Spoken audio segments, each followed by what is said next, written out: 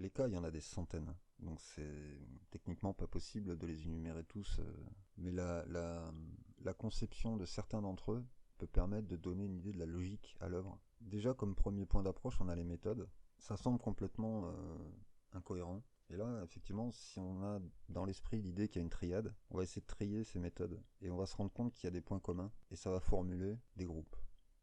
Pour formuler ces groupes, déjà on peut essayer de distinguer le type d'animaux. On a des poneys, des chevaux, des ânes, on a des bovins, et dans des cas très particuliers, on trouve des mules, des mulets, on a un lama, et surtout on a quelques affaires avec des chiens. Les chiens sont un autre point clé, parce que les chiens sont justement un des attributs d'Hécate, encore elle, toujours. Et les sacrifices qui lui étaient faits, c'était des chiens. Donc cette diversité d'animaux, si on essaye de partir de là et qu'on regarde le type de blessures qu'ils ont subies, là on a une autre énumération. On trouve des écorchages, des prélèvements, des sédations, des tirs par balles, des attaques à l'électricité, des empoisonnements, des perforations, des éventrations, des égorgements, des mutilations. Les points vitaux ciblés sont souvent les tendons, le cœur, la colonne vertébrale. On a des animaux enlevés et retrouvés morts. On a des lacérations, des coups, de la peur.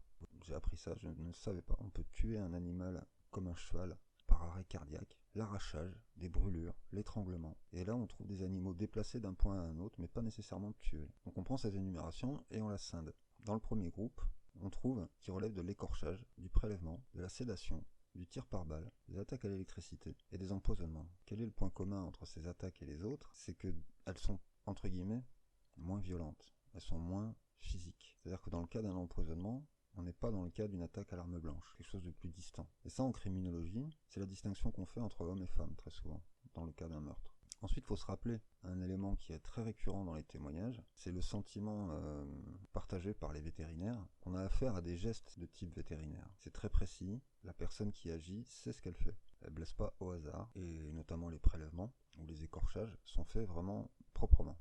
Dans la deuxième série de blessures, on trouve donc des perforations, des éventrations, des égorgements et des mutilations vraiment très particulières. Et ces mutilations, elles sont différentes des prélèvements en fait. Le point commun qu'il y a entre ces deux séries de blessures, c'est la même constatation d'un geste maîtrisé. Mais là, pour le coup, on ne parle plus de vétérinaire. On entend les mots boucher, abatteur, écarisseur. Donc on aurait peut-être là une première distinction dans la maîtrise du geste entre deux types de profils. Et dans la série donc, des blessures, on trouve un troisième groupe, les lacérations, entre guillemets simples, les coups, la peur, l'arrachage, les brûlures, l'étranglement. L'étranglement, déjà, c'est un point d'accroche pour désigner un premier groupe. Le dieu Dionysos avait parmi ses nombreux noms celui de Donos. Donos, ça veut dire l'étrangleur. Et ensuite, la corrélation vraiment dans le reste, entre les lacérations, les coups, l'arrachement des organes, les brûlures, etc. Vraiment, le principe qui ressort de tout ça, c'est l'horreur. Ça génère la panique, la peur. Donc là, on a une première concordance entre Donos l'étrangleur et Pan, le dieu qui frappe de stupeur. On est horrifié. Parce que quand on trouve une affaire de chevalet nucléé, par exemple, on a une vraie différence entre le prélèvement, la perforation et l'arrachage. Idem pour les oreilles, idem pour d'autres parties du corps. On a ces trois distinctions. On a un prélèvement très propre, on a un prélèvement sec, maîtrisé, et on a vraiment des choses beaucoup plus barbares, sauvages. Et qui nous parle de nature sauvage? Dionysos. Qui nous parle de guerre à la fois brutale et stratégique? Le dieu Mars. Et qui nous parle d'une maîtrise médicale de la chose? La religion. Pourquoi? Notamment dans le phénomène des écorchages. Sur la pratique des rituels sacrificiels, que ce soit grec ou romain, les prêtres se revêtaient des peaux de bêtes, des animaux écorchés. Ensuite, c'est peut-être plus une affaire psychologique, dans le sens où, si on veut être un guerrier, on va maîtriser son geste guerrier, mais on cherche aussi à faire de la stratégie et à faire peur. Donc effectivement, on va mutiler, égorger, éventrer. Mais la distinction, vraiment, elle est à faire entre perforation et lacération. C'est-à-dire que d'un côté, on a un geste d'estoc, qui pour le coup est un geste guerrier, militaire, on pointe pour tuer. Et de l'autre côté, on a des lacérations. Et là, pour le coup, elles sont vraiment barbares, elles sont vraiment sauvages.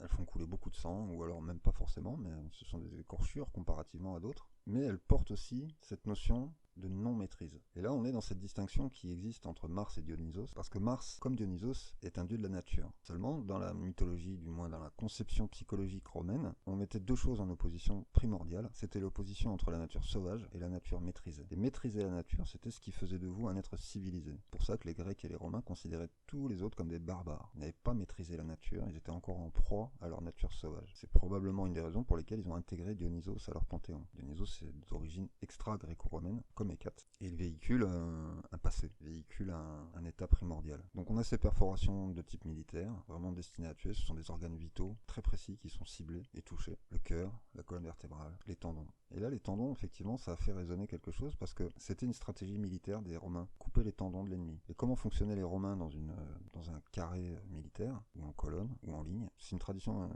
héritée des hoplites grecs, fonctionnait par deux, en binôme. La différence, c'est que les binômes grecs étaient côte à côte, mais les binômes romains en bataille étaient l'un derrière l'autre. Donc celui de devant tenait le bouclier, pendant que celui qui était derrière était accroupi et coupait les tendons, les jarrets de l'ennemi au ras du sol. L'ennemi s'effondrait et on le plantait d'un coup d'estoc dans un point vital pour l'immobiliser définitivement. Et là, on est complètement dans la civilisation romaine, comme perçue par les Romains. C'est civilisé comme façon de tuer. Versus les attaques commises de façon sauvage, où on a cette impression de peur avant tout qui domine, de non-maîtrise du geste. Et là, on tombe sur ce troisième groupe qui lui maîtrise tellement le geste, en fait, c'est réputé médical, c'est spécialisé. Et là, on regarde quels sont les organes ciblés dans ces cas-là. Ça va être de la peau qu'on prélève, et là, on repense donc à ces prêtres qui se recouvraient des peaux des bêtes sacrifiées, ou alors on a des sédations et des empoisonnements. Mais dans tous les cas, ce qui est essentiellement recherché, c'est également une symbolique. Mais cette symbolique, elle est particulière. On sent une détermination très axée sur la symbolique, justement. D'un côté, on a de la stratégie destinée à ce qui nous entoure, donc la stratégie à deux faces entre la guerre brutale et la guerre psychologique, et en troisième niveau, des actes vraiment commis en corrélation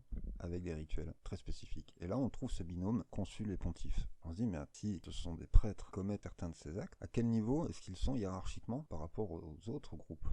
Donc on a un groupe plutôt dans la stratégie maîtrisée militaire, les soldats, et un groupe qui semble non réfléchi, spontané, archaïque, qu'on peut appeler les enfants sauvages du cortège de Dionysos. Hiérarchiquement, le prêtre vient avant le soldat, qui lui-même vient avant l'enfant. Donc on peut s'imaginer qu'un prêtre va ordonner des fêtes rituelles qui seront suivies par les soldats, et eux-mêmes donneront des ordres, des initiations aux enfants.